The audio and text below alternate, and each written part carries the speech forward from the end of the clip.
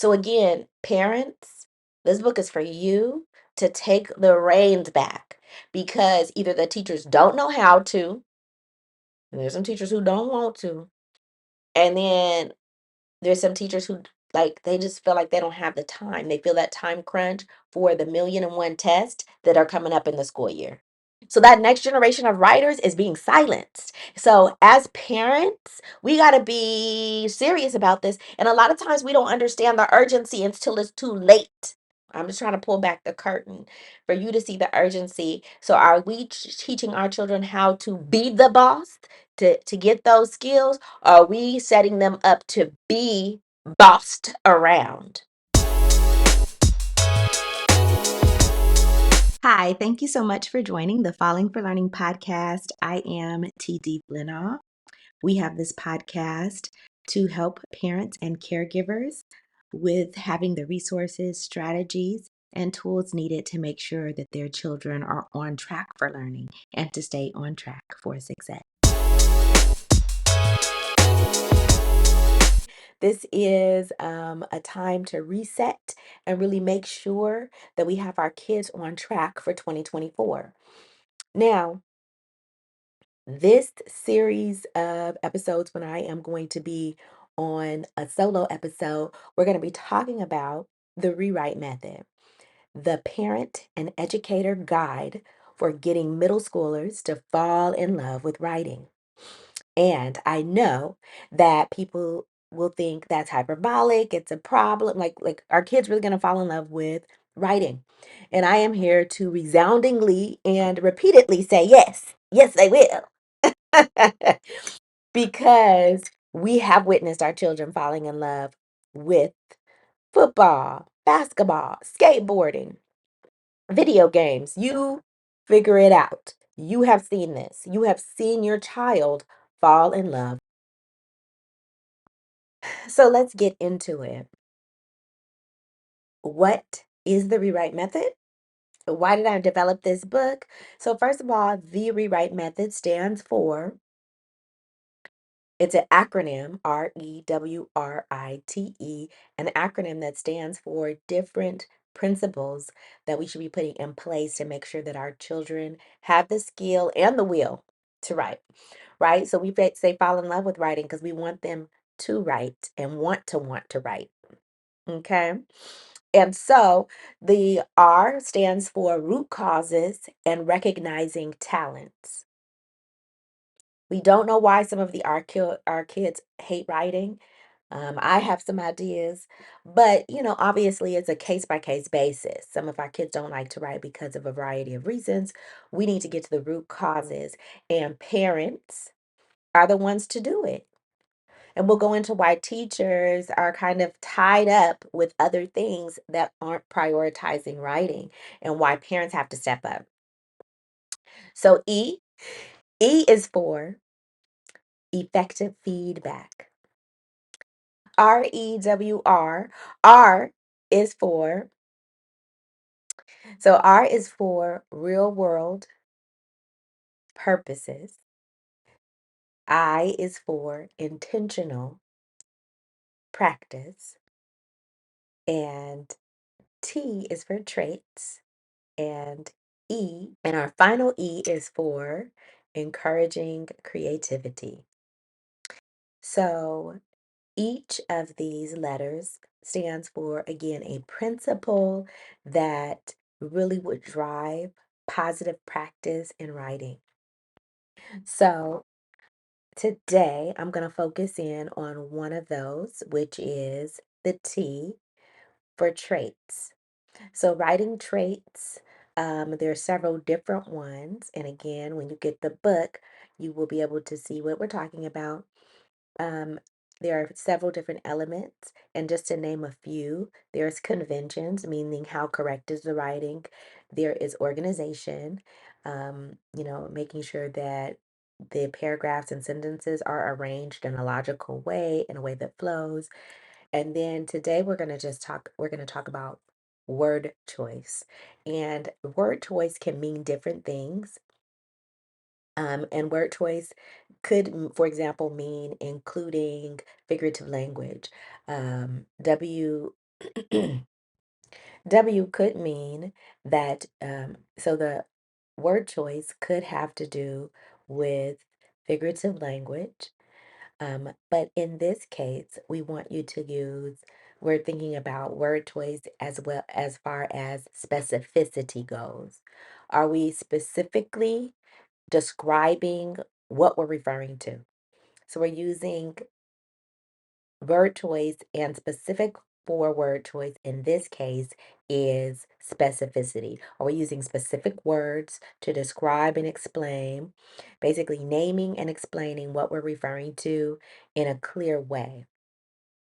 And so, one of the activities in the workbook, we have the rewrite book, right, which is a parent and educator guide. But we also have the rewrite workbook. So the workbook will also provide detailed information, um, like not just detailed information like the book does, but also those specific activities with a parent. Like, here's how it might be answered so parents will know, because we understand depending on, your level of expertise, you may not be someone who knows all about how to help them with writing. Therefore, we have this book for you. So we'll have like an answer choice equivalent for you. And we will also have activities that you could just give to your child and they can work on it. Now, we know that parents are busy. So we're going to make sure that these activities can be short. You can address these writing needs in about 15 minutes. So very easy peasy, like let's get it done. But real world applications, all of those things that are really going to fuel some writing passion from your child. And of course, it takes time. So if your child does not like writing at first, don't expect for it just, they do one activity, they're going to love it from then on. It's not. And it also depends on your attitude. And parents, you know, you cannot be like stern and mean and all that, um, because our kids sometimes shut down. Working on specificity, specific words. I'm going to give you an example of something that does not use specific words, and we'll hear this all the time. So here is a paragraph. So here we are. She wore a nice outfit to the party. So nice is one of those very general words. She's a very nice person. She did a nice job. Um, have a nice day, but it doesn't really explain what that outfit looked like. And so a revision of this sentence, and revision, I always distinctly I make it different from editing. Editing is more correcting. And obviously there's nothing wrong with the sentence as far as correcting goes. It's grammatically correct and all that, but the quality isn't there, and then the specificity or is not there either, right? The vocabulary is not there. So she wore a nice outfit to the party is revised to, and we want to take out words like nice that are used for 20 different things. So specificity gets you to the point where you can't just switch out those words. It's specific for that, and it gives you a clear view of what is being described. Okay. So here it is. She donned a stylish ensemble with vibrant colors, pairing a crimson silk blouse with emerald green trousers, accentuated by a statement necklace and sleek stiletto heels for the party, right? So again, when we're thinking about middle school, because remember, this is the rewrite method, the parent and educator guide for getting middle schoolers to fall in love with writing. We want them not to just write correct sentences, but we want them to write sentences that are middle school, secondary level, using vocabulary, sentence um, constructions or structures that are more complex, right? So we are challenging our children to use their brilliance. And of course, I put wrote a nice she wore a nice outfit to the party. However, do we have to make this sentence about parties or an outfit? No. We do not need to make it about an outfit. And again, you want to think about what is interesting to your child. So if they're into anime or manga or whatever, have them write about a character in that, or have them write about themselves. Maybe they have an activity coming up, a dance coming up, and they want to write about that. Maybe they are into fashion, so this works perfectly for them. So you want to always try to tailor what it is to your child's interest and preferences. This is how we get them to love it, right? Because we already are connected to something that they love. So very important. So next, we want to give them another challenge, because there's another word that people use all the time is good. She's good looking. She has good food. Again, have a good day. Good could be used in 50 different ways, right? So again, when we're thinking about specificity, we want to challenge our children to notice when there are just general overused words, and then how to level up that writing, okay? So here we have: the plate of food looked really good. It had a good taste and was really good to eat. The flavors were good and it was a good mix of ingredients. Overall, it was a good meal. So, very general, a lot of good there, okay? So, we want children to understand how to revise the paragraph by eliminating the word good and making it very specific instead. And we can give them some hints about how to make it more um, how to make it more specific. And one way for us to do that, of course, is the talking about specific flavor words: spicy, sweet, tangy. Words like that can really bring to light what is good about what you ate, because we know we've had some good ice cream and we've had some good ribs, but when we think about specificity, you're not going to describe the ice cream the same way that you're going to describe their ribs, and helping students to understand that. Okay. And let's pause for a moment. Why is this important? Is it just a fun activity about being specific? No. Specificity, right, gets you the bag. And again, writing is not just some one-off skill that maybe we learn in school, we need to do it. Writing is something that you need to use all the time in your life. And knowing how to be specific is going to make the difference between you securing a job or a deal. So today, I'll make a little pause to say about the tea. Let's build the tea. No. Anyway, my tea today is like this turmeric and chai tea that my husband bought from Costco. And I don't even usually drink whatever, but it's pretty good. I don't know. He drank it when he was like, he had got COVID. I mean, I was sick like 4 days, but I'm not calling it COVID. So he had COVID, not me. You know what I'm saying? Anyway, that was a little break on my tea. Anyway, let's get back to it. So, the type of flavor words and all of that. So let's give us an example again. What's that look like or sound like? The plate of food appeared appetizing, boasting vibrant flavors and a delightful taste. It offered a tantalizing blend of spices, with a hint of sweetness complementing the savory ingredients. In essence, it provided a gratifying and flavorful dining experience. Now, notice this can even be revised further, because we don't even know what the food was that we ate, right? The way it was written here is we don't even, I chose to write it this way where we don't even know what the food was. So the children can specify what was eaten. Join us for Well Educated Wednesdays every Wednesday on Instagram Live at Falling for Learning. It is a free parent question and answer session where parents can ask questions, learn about resources, strategies, and tips to make sure their children are on track for learning and stay on track for success. That's every Wednesday on Instagram Live at Falling for Learning. We look forward to seeing you and helping the next generation thrive. Making sure that your writing is specific, again, is going to ensure that you get the bag. You know, how you're going to secure the bag when you're writing a resume and a cover letter, and you're using words like good and stuff and things, right? And if you don't know, you don't know.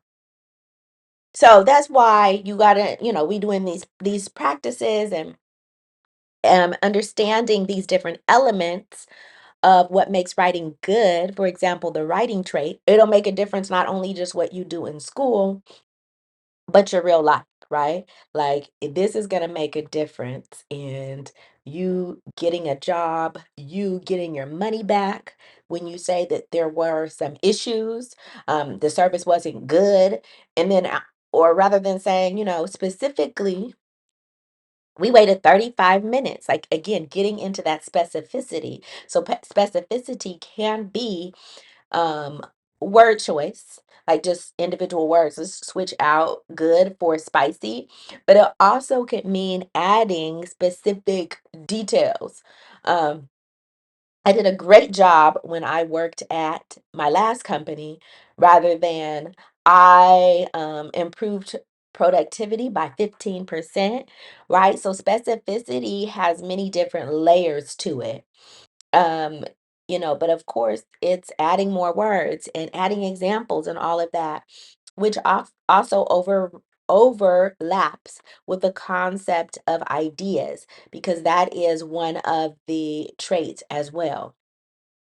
So details could also come in the form of ideas. That is under ideas. So again, but knowing these elements will help make children aware of, and you as a parent or educator, parent educator, right? Because we know there's lots of teacher mamas out there, like myself.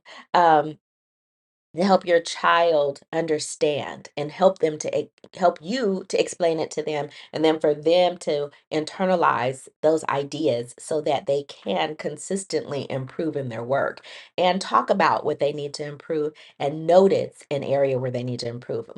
My writing isn't that specific, right? I need to add some better word choice here. I have been using the word good a lot, or I've been using the word nice a lot. And so I can improve in that way. And they will be able to recognize it themselves over time. The writing is so important, right? So after, and again, the way you flow through this with your child is, it's recommended that I do. You as a parent or educator or teacher mama are doing it for them, demonstrating, like just like today I showed you, like this is a bad example, and here is an example of how it's supposed to be done correctly. And you could be more explicit, meaning like, let's go word by word. Let's take out the plate of food looked really good and say the food appeared appetizing, right? So we've changed those couple of words. So you can slow it down. You don't have to give everything all at once, but or also go word by word and explain why you chose this new word, why used this more specific word instead of just good this time. And then also helping them with your thought process for each word, right?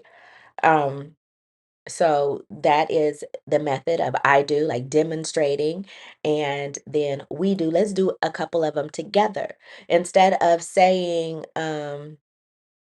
the food tasted really good, like what else can we say? Like let's talk through it together and do it together. So maybe you would come up with one or two words and they'll come up with two more words. And then also, like, what are we eating? Is it ribs? Is it grapes? Is it, a fruit platter, or is it vegetable platter, or, what is it? And they could decide. Again, making sure you always leave room for choice for kids is going to help them hook into this writing process, and rather than what you want them to write about. And I'm going to take a moment really to lean in onto why I wrote this book. Um, the writing the writing instruction has been at a crisis for so long in the United States. So in 2003, the National Commission on Writing in America's Schools made an assessment of writing being a neglected skill in schools, right? Teachers do not have adequate training for it, and therefore the students aren't getting great writing instruction. Now, in 2017, the National Association of Educational Progress, they did a writing assessment for students across the United States, and 3 out of 4 of the students wrote below grade level. So basically, only one kid out of 4 is able to write on grade level, and that was pre-pandemic, mind you. So writing is a neglected skill that we have to lean in on, and we can't just leave it up to teachers. We as parents have to take back the reins and be a part of the solution and not just sit back and watch our students fail, because it is a way to continue poverty and a way to continue educational disparities as well as economic disparities. So we have to fill in those gaps if they're not being made at school. And we can also advocate for better writing, instruction, and, you know, by that rewrite method, the rewrite method, the parent and educator guide for getting middle schoolers to fall in love with writing. We've heard lots of social media influencers and all of that talk about how kids' skills aren't on par. They're not where they're supposed to be academically. Of course, some of that could be attributed to the pandemic, but a lot of it could be attributed to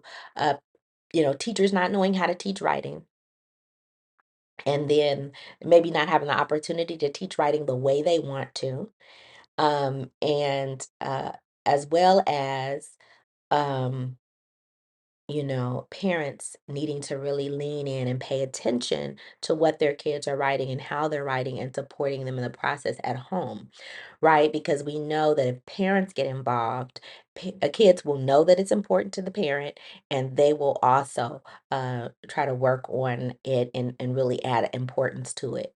Um, so these are some really important parts. And I also want to talk about like some cultural trends that are going on across, like what they call the cultural wars, right? Across the United States, people are, taking out books written by people of color. They're talking about reverse discrimination, or making kids, maybe kids that are in um more affluent or Caucasian persuasion of them being, they're talking about them being uncomfortable with certain writing.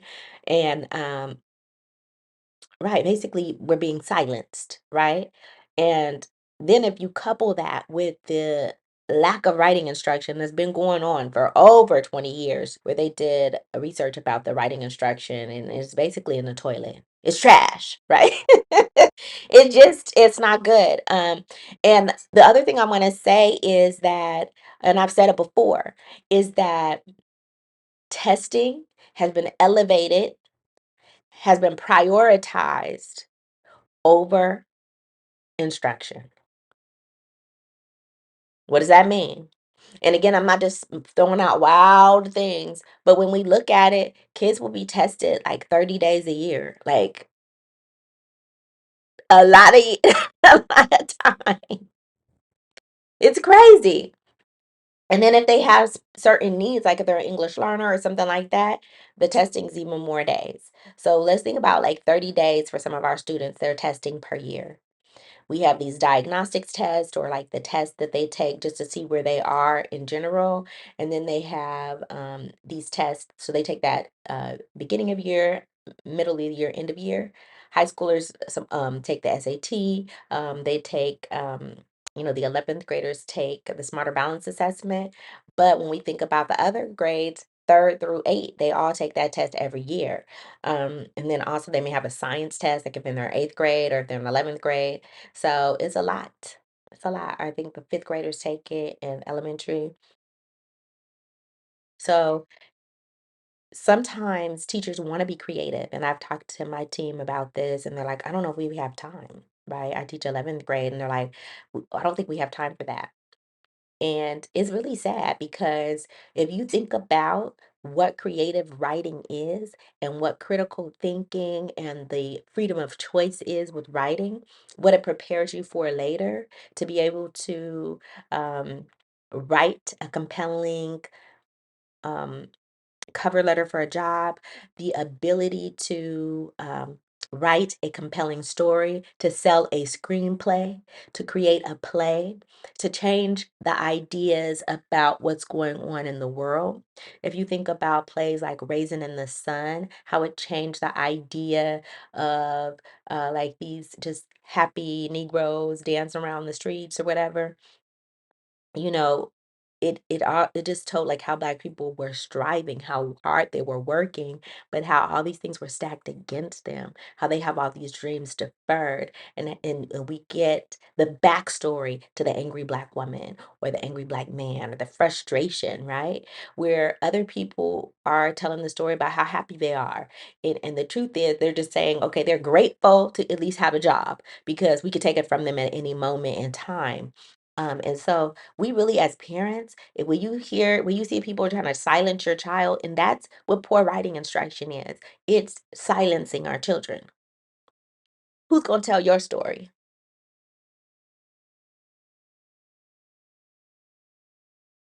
You want somebody else telling your story? But if your kid can't write well, they're not gonna be able to tell that story. If the kid only knows how to do fill in the blank writing, which a lot of schools, including high schools, give fill in the blank writing. And I'm not talking about students who have like a special need or something like that, but everybody in the class is doing the fill in the blank writing. That's what I'm teaching you is writing.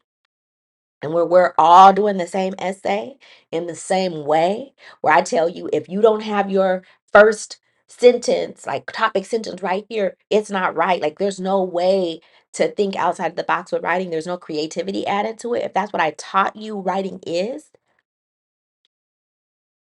I'm silencing you. Because where are you in that essay? Where are you in that story? And again, they don't even want kids in high school writing stories. And in the face of the affirmative action decision with the Supreme Court, they said that's what we're going to look at when it comes to college essays is that story. If you can't tell your story in a compelling way with some specificity, with some sophisticated word choice, with some sentence structure that flows, then I'm just gonna push over you because I don't even know what you're talking about.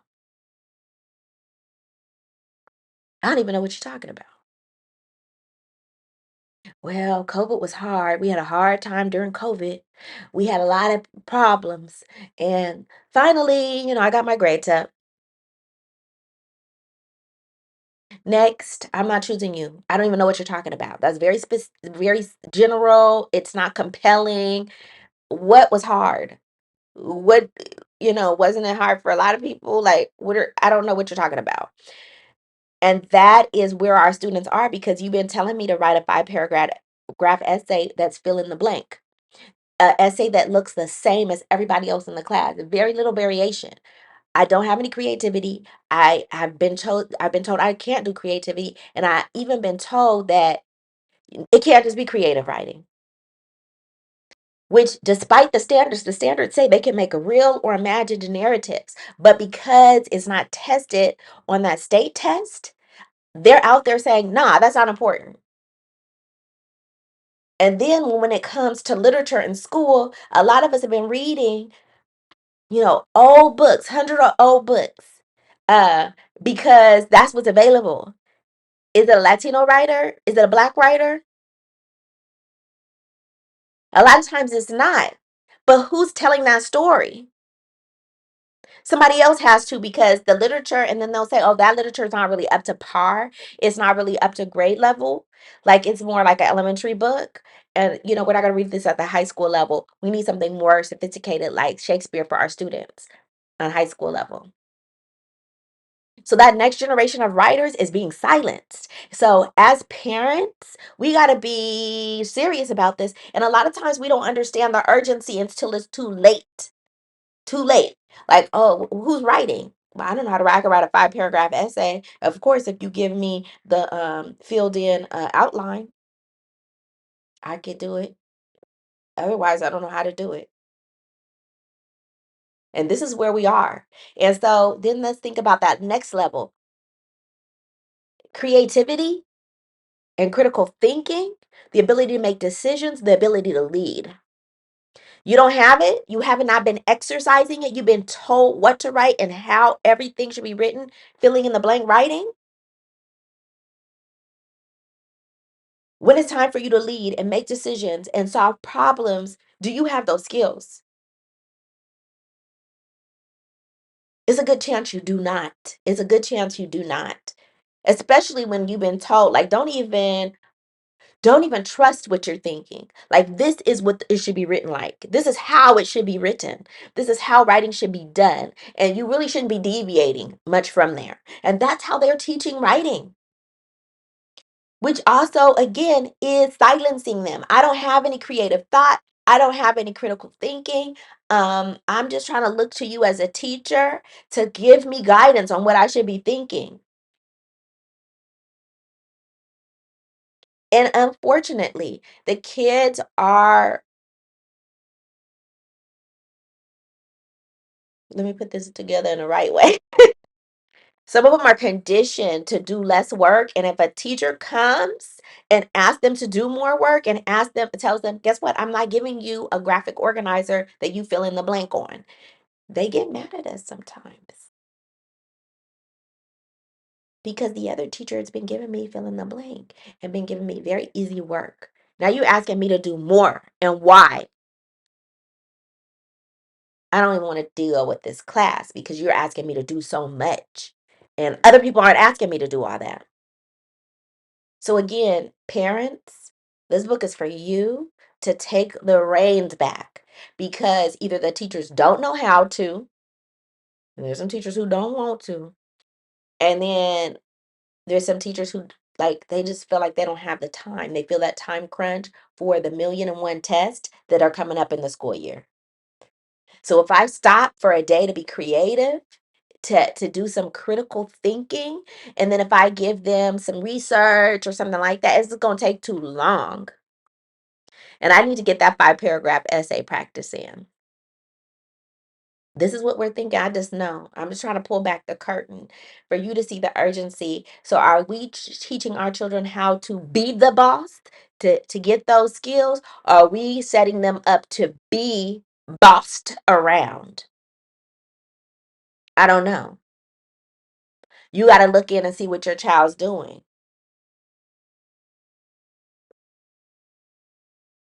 So I'm going to leave it there. I thank you so much for joining us. But, let's get serious. This is 2024. Let's get our kids on track for learning and help make sure that they stay on track for success. And don't just let people tell you this is what we do here. If it doesn't make sense, if it don't make dollars, it don't make sense. And the writing that they're doing ain't gonna make no dollars. It'll help you to support whoever needs to who's making those big dollars, to be the assistant, to be the person who's not making the decisions. I want to be, you could have followed my directions, but as far as that creative thought, that problem solving, that creativity is not there. That's not what we're teaching them to do. And we know historically that's what our children have been given, the short end of the stick. This is why they have made it really so everybody has a college level course. But again, is it a college level course just because it's called a college level course, or like a college prep course? Or is it a course that actually just lets you fill in the blank, but we have that title there? So again, let's be about our business, parents. Let's get into it. Let's get into the nitty gritty. Thanks for joining us.